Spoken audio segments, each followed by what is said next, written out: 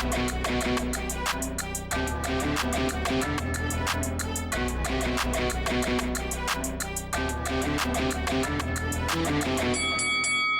guys, welcome to Boxing Squared for boxing news and views from around the internet. Dillian Whyte versus the rising heavyweight Moses Itauma is looking potentially like it will be made for August the 16th in Riyadh, Saudi Arabia, and this is as reported by The Ring's Mike Coppinger. And as we know, Turki El Sheikh, who owns The Ring magazine, is deeply connected with Riyadh Season, is making the fights. So I think we can probably put some weight on this reporting by Coppinger. Obviously, Turki is his boss. So this is interesting because Moses Itauma is actually currently meant to be on the undisputed card, Daniel Dubois and Alexander Usyk, in July, the 19th of July. So maybe we're going to get both. I don't know. Perhaps he could turn up on both dates, but that would be a bit risky. But Moses Itauma, Dillian Whyte, also a couple of other fights. Nick Ball versus Sam Goodman and Anthony Kakachi versus Ray Ford. Sky Sports has also reported this news, saying that Dillian Whyte has opened negotiations for a big British heavyweight battle against Moses Itauma. Also repeats August the 16th. No quotes in the story, but potentially Whyte has confirmed the negotiation part of it to Sky. I think, the fact that the Ring's reporting it, you can take it to the bank that something is going on here. And this also comes at a time on the same day where Moses Itauma was called out by Nelson Heiser, the Albanian heavyweight who was fighting on the Wardley Hooney undercard. And that's a fight that's been potentially looking to be made for a little while. And it would explain also Heiser's appearance on some of the recent Frank Warren cards, because otherwise, well, really, what's the point? Because they want to build Heiser as a viable opponent for Moses Itauma.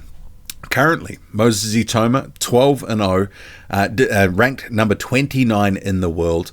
Dillian Whyte, what's he been up to recently? Well, not a lot. He was meant to fight Joe Joyce earlier this year, but ended up sustaining a hand injury. That was meant to be a fight in April. And at the time, I did wonder, well, will we see him back soon, potentially in a bigger fight? Because I think at this point in Dillian Whyte's career, especially after fights like against Ebenezer Tete, where he looked absolutely terrible, and didn't look great, any great shakes in the Christian Hammer fight in 2024 either, it looks like he's at the stage where he's going to be cashing out. He is 37 years old, a lot of miles on the clock. He's taken a lot of punishment. I actually thought for that fight with Joyce that was cancelled that Joyce would probably have beaten Dillian Whyte. So it does appear to me, or at least, I'm saying it, I think this is a potential cash out for Dillian Whyte, because I don't think he beats a fresh, hungry Moses Itauma, especially when his slide has been rather rapid in recent years. Whyte hasn't looked the best in a number of fights. Obviously, as we know, he got rolled by Tyson Fury in a few rounds in 2022 in his title shot. Since then, didn't look great against Jermaine Franklin.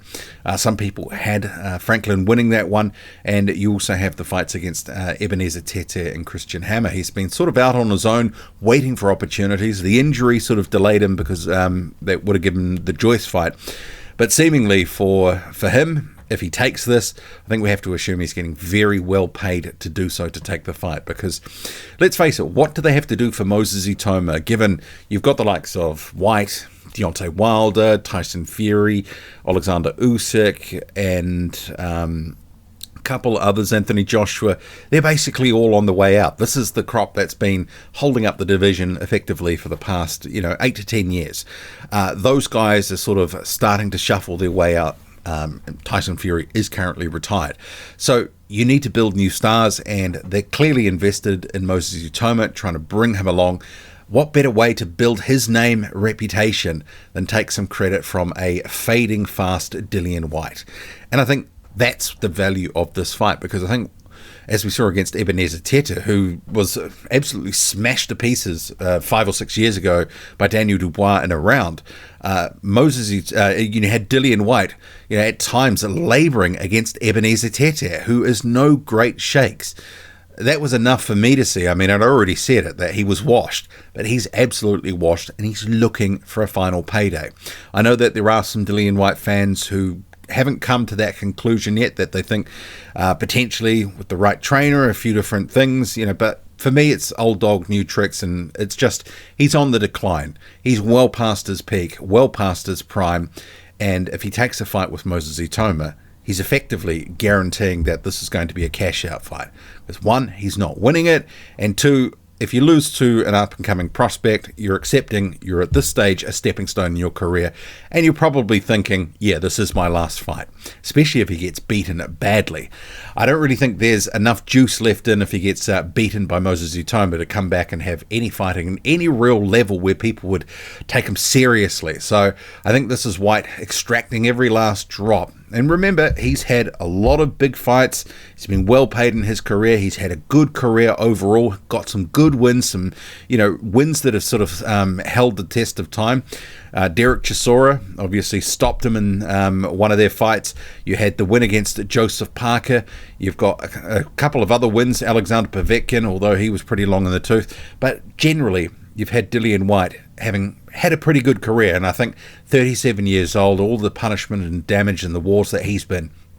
No, this is Moses Itauma, take some credit from his name and, remind everyone that he is the guy, the next guy, and he's coming through, and everybody better get out of his way, because I think they're trying to build him, make him one of these guys, these stars that is coming through as these other guys sort of shuffle out the door. So I see this as a strategic move to make a fight that makes sense for Itauma, where there's a little bit of risk and peril, but there's also a lot of name recognition. He beats someone like Dillian Whyte, especially if he knocks him out, people will sit up and take notice. Even, I think some people will not realize how faded Whyte is, but it would be a good name to have on his resume nonetheless. So should they make it, I'll be all over that, picking Moses Itauma, because I think Whyte is done and dusted, but for his sake, I hope he gets well paid if it does happen. Otherwise, we might see Moses Itauma still appear on that card in July, on the Undisputed card. Maybe he'll want to do both, but like I say, that would be a risky venture, especially if they're looking to build a card around him in Riyadh. Maybe he wouldn't be the main event, but if he is, they're not going to risk him in July. If he was maybe further down on the card, who knows?